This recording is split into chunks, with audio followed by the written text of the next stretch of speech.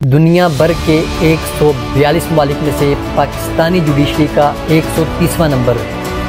हमारी अदालतें इंसाफ फराहम करने में बिल्कुल नाकाम दिखाई देती हैं, मगर हमारी रियासत इन पर इतनी मेहरबान क्यों? पाकिस्तान के अंदर सबसे ज़्यादा तनख्वाह लेने वाला शख्स चीफ जस्टिस ऑफ पाकिस्तान है।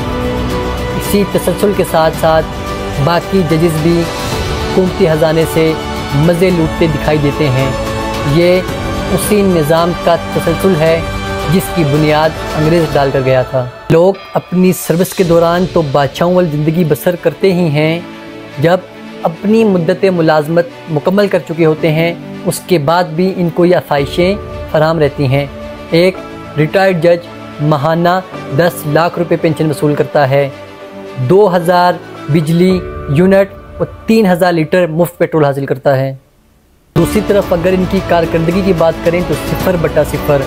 सुप्रीम कोर्ट और हाई कोर्ट के अंदर हज़ारों की तादाद में केसेस पेंडिंग भी पड़े हुए हैं, मगर इनकी अफसरशाही में किसी किस्म की कोई कमी नहीं आ रही। गरीब आवाम पर टैक्सेस लगाकर इनके पेट भरे जा रहे हैं। आखिर कब तक गरीब आवाम खड़ी होकर इनका तमाशा देखती रहेगी?